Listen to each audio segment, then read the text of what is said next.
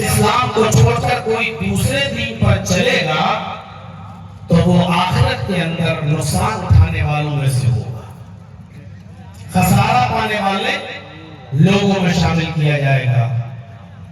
Sir से लेकर पैर तक वो नुकसान ही नुकसान में डूबा हुआ होगा। इस आयत करीमा को मैंने आपके सामने पेश किया है, कोई ये महसूस ना करे कि जर्जी साहब आप तो मुसलमान हैं इसलिए आप तो इस्लाम की तारीफ करेंगे ही, आप तो इस्लाम को पहले से मानते हैं इसलिए आप इस्लाम की तारीफ करेंगे ही। लेकिन नहीं, मैं इसलिए इस्लाम की तारीफ नहीं कर रहा हूं क्योंकि मैं मुसलमान हूं, बल्कि मैं इसलिए इस्लाम की तारीफ कर रहा हूं क्योंकि अल्लाह की तरफ से नाजिल किया हुआ दीन, अल्लाह की तरफ से उतारा हुआ दीन, यही दीन है इस्लाम। बकिया जितने भी मज़ाहिब दुनिया के अंदर हैं वो इंसानों के अपने ईजाद करदा हैं, वो इंसानों के अपने बनाए हुए हैं। अल्लाह की तरफ से उतारा हुआ दीन सिर्फ एक ही है और वो है इस्लाम।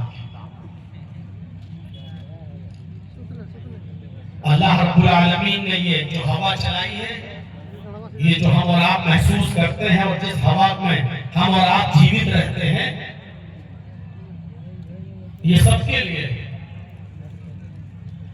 कोई ये नहीं कह सकता कि इस पर सिर्फ मेरी हुकूमत है,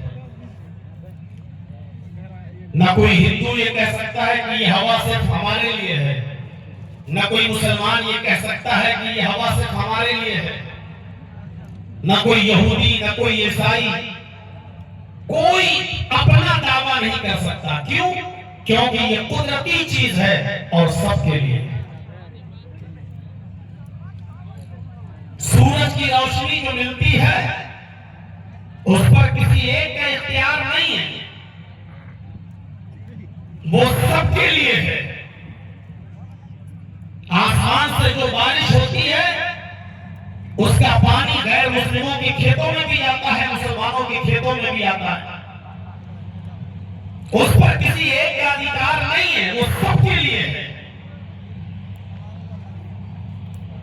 इसी तरीके से अल्लाह तबारक व तआला की तरफ से नाजिल किया हुआ दीन सबके लिए है, वो किसी एक की उस पर इजारादारी नहीं है, एक की मिल्कियत नहीं है। जैसे हवा पर सूरज की रोशनी